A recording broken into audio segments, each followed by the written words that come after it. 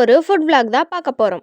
வீக்கெண்ட்னால hotel எங்கேயும் போக வேணாம், வீட்டிலே சிம்பிளாக பாஸ்தா செஞ்சு சாப்பிட்லான்னு ப்ரிப்பேர் பண்ண வீடியோ தான் இது. நான் 1 பாக்கெட் பாஸ்தா எடுத்திருந்தேன் கரெக்டாக. இது யூடியூப்பில் சில ரெஃபரன்ஸ் வீடியோலாம் பார்த்து தான் இந்த பாஸ்தா ப்ரிப்பேர் பண்ணோம். அந்த 1 பாக்கெட் பாஸ்தாவுக்கு தேவையான 1 கிளாஸ் வாட்டர் எடுத்துக்கிட்டேன். அதுக்கு தேவையான சால்ட்டும் 1 ஸ்பூன் ஆயிலும் ஊற்றிக்கிட்டோம். ஆயில் ஊற்றினா பாஸ்தா ரொம்ப குலையாமல் வரும்னு சொல்லியிருந்தாங்க. ஸோ அதனால் டேபிள் ஸ்பூன் ஆயிலும் ஊற்றியாச்சு.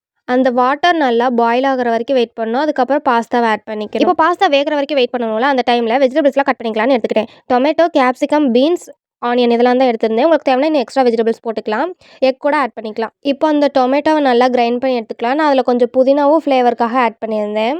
எனக்கு மிக்சியில் அரைக்கிறதுனா ரொம்பவே பயம், அதனால என் தம்பி வந்து அரைச்சி கொடுத்துட்டு போனான். அவனே பாஸ்தாவை அப்புறம் வடிச்சும் கொடுத்துட்டான்.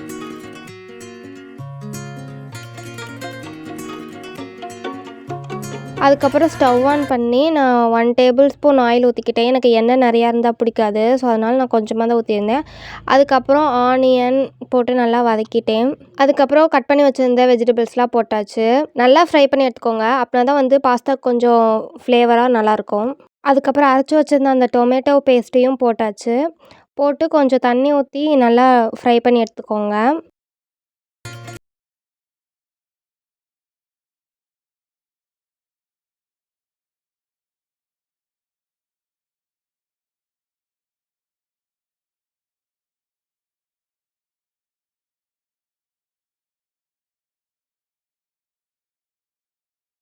அதில் ஹாஃப் லெமன் மட்டும் ஸ்க்வீஸ் பண்ணிட்டேன் பாஸ்தாவில்.